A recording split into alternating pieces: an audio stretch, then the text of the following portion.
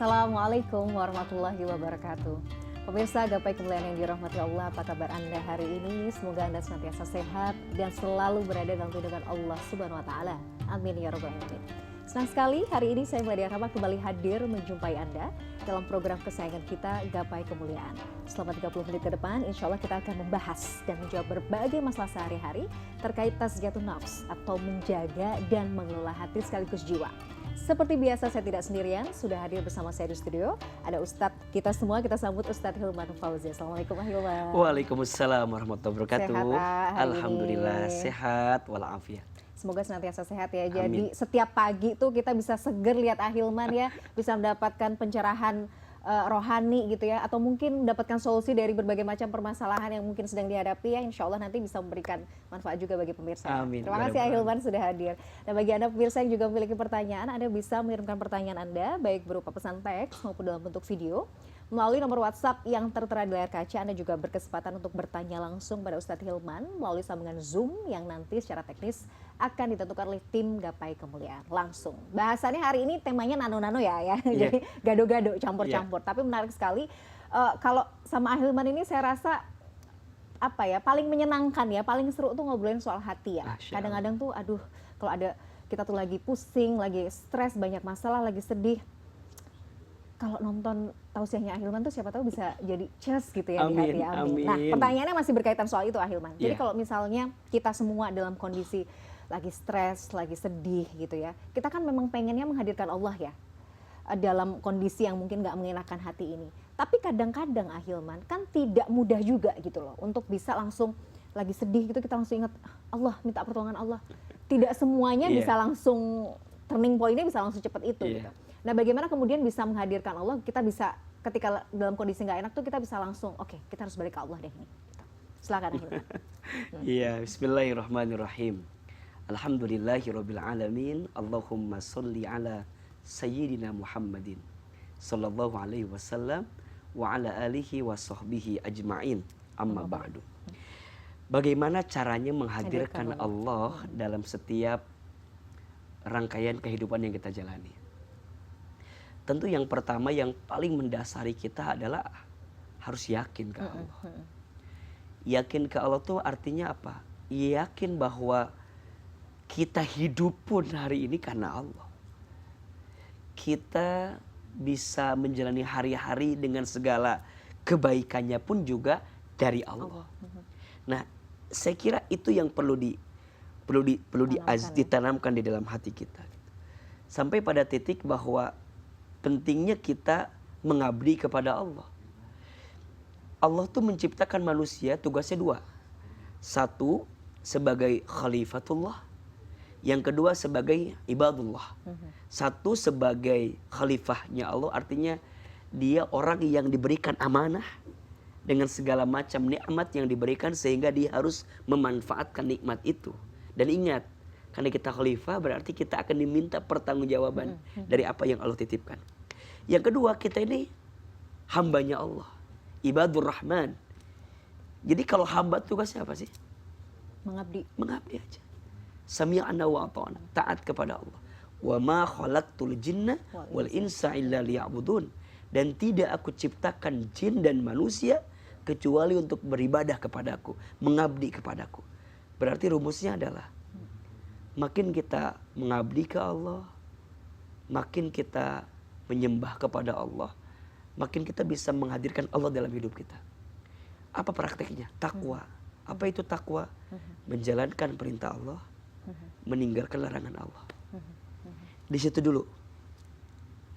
Baru nanti setelah takwanya kita kuat, bagus, maka nanti bab-bab yang lainnya akan mengikuti. Jadi bagaimana kita at-tadallul wal khudu, tunduk, taat, patuh kepada Allah. Mana yang diperintahkan Allah lakukan, mana yang dilarang Allah tinggalkan. Nah, kira-kira kita sudah masuk kategori di situ apa belum? Jadi poinnya itu ya, kita harus mengazamkan dalam diri, menanamkan dalam diri takwa itu tadi. Iya. Karena kalau belum ada itu sulit ya. Sulit. Iya, Ya, sekarang sulit gitu. Bagaimana cara kita yakin Allah tuh hadir Atau sedangkan Allah memberi pertolongan ya. sedangkan yang kemudian diperintahkan Allah nggak kita kerjakan. Yang dilarang Allah nggak tiga kita tinggalkan. Nah, terus di mana cara kita ngukurnya gitu? Nah, kita semakin yakin Allah tuh hadir ketika kita komit kan? Kita beriman. Makanya yang pertama kan kita beriman. Setelah itu kita memilih jalan namanya Islam, jadi Muslim. Setelah jadi Muslim kita jadi muttaqin, orang yang bertakwa. Setelah jadi orang bertakwa kita jadi orang yang muslih, jadi orang yang soleh berbuat baik kepada siapapun. Sampai nanti tingkatnya adalah mukhlis, orang yang ikhlas. Sampai muhsinin, orang yang benar-benar baik dalam kehidupan. Jadi mukmin, muslim, muttaqin, tadi itu mukhlis, muslih, mukhlis, muhsin. Ulangi coba. Harus nyatet dulu. Mukmin, Mukmin. muslim, Enggak muslim dulu, ah. ya kan sebagai syahadat oke, muslim, oke. Muslim dulu. Tapi kan kita tuh beryakin dulu kan, yakin baru ya oke lah. Iya. Oke, syahadat muslim. Naik level mukmin, naik muttaqin, ya kan? Naik lagi nanti jadi seorang yang muslih, soleh. Kemudian nanti jadi orang yang mukhlis, jadi orang yang ikhlas, sampai muhsin, jadi orang yang baik dalam kehidupan. Kalau udah yang baik dalam kehidupan, itu kan. udah ya. Levelnya udah level tertinggi ya. Masya Allah. Udah di atas ikhlas gitu. Jadi artinya itu menghadirkan Allah dalam kehidupan kita, dalam setiap fase ya. Mau senang, mau sedih. Iya. Sebenarnya kan saya ingat deh beberapa kali Ahilman tuh selalu menyampaikan bagi orang yang bertakwa, rasa senang, rasa sedih itu sebenarnya sama aja. Sama aja. Dan itu yang Nabi sampaikan, ajaban li amril mu'min, sungguh menakjubkan perkara bagi orang beriman. Kenapa? Inna amrohu kullahu khair. Setiap perkara apapun yang datang kepada orang beriman, khair, semuanya baik. Okay.